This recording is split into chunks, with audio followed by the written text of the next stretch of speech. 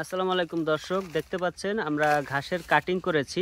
এটা হচ্ছে নেপিয়ার ঘাসের কাটিং। তো আমরা এই যে কাটিং করে আমরা একটা জায়গায় এরকম থুপ করে রাখতেছি। মূলত এটা জার্মিনেশনের জন্য আমরা রাখতেছি। অনেকে করেন কি এটা কেটেই জমিতে রোপণ করে দেন, সেই ক্ষেত্রে হচ্ছে চারা জ্বালানোর যে পার্সেন্টেজ থাকে সেটা কিছুটা কম থাকে, অনেকটা 50-50 হয়ে যায়। তো আমরা করতেছি হচ্ছে আমরা প্রথমত এই ঘাসের কাটিংগুলো আমরা কেটে নিয়েছি সুন্দর করে, দেখতে পাচ্ছেন এই যে দেখেন।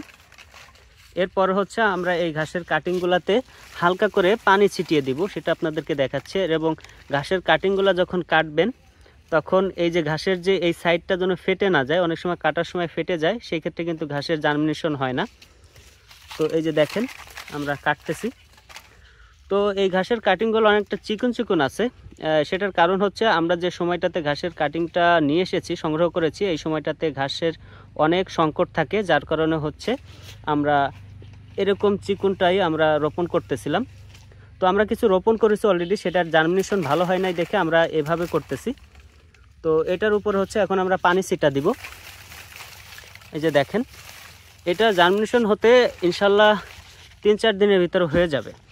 তো আপনাদেরকে দেখাচ্ছি এরপরে পানি ছিটা কিভাবে দেই। তো দেখতে পাচ্ছেন এখন আমরা এটাতে কিন্তু ওই যে পানি দিয়ে ভিজিয়ে দিচ্ছি। তো এরকম সুন্দর করে পানি দিয়ে ভিজিয়ে দিতে হবে, একদম শেষ পর্যন্ত যাতে পানি যায়, ভিতরে পানিটা ঢুকে। অল্প কিছু রাখতে হবে, ঠিক আছে। তো আমরা এই যে পানি দিয়ে ভিজিয়ে দিলাম। এটার পর হচ্ছে আমরা অন্য খড়কুটা দিব। খড়কুটা দেওয়ার পরে আমরা ঢেকে রাখবো 3 দিন, সেটাও আপনাদেরকে দেখাচ্ছি। এই যে দেখতে পাচ্ছেন আমরা এই যে খড়কুটা দিয়ে আমরা ঢেকে দিচ্ছি। 4-5টা সুন্দর করে ঢাকতে হবে। এবং এটার পরে এই যে এখানেও আর কিছু দিতে হবে, এই যে দেখা যাচ্ছে। তো এটা ইনশাল্লাহ 3-4 দিনের ভিতরে এটা জার্মিনেশন হয়ে যাবে, দেন আমরা জমিতে রোপণ করব। ওকে, ঠিক আছে। এবার এটার উপরে পানি দিতে হবে, এটার উপর পানি দিয়ে সুন্দর করে ভিজিয়ে দিতে হবে। এইভাবে হচ্ছে ঘাসের চারা যদি আপনারা করেন সেই ক্ষেত্রে কিন্তু 100% জার্মিনেশন হয়ে যাবে। ভিডিওটি কেমন লাগলো অবশ্যই কমেন্ট করে জানাবেন।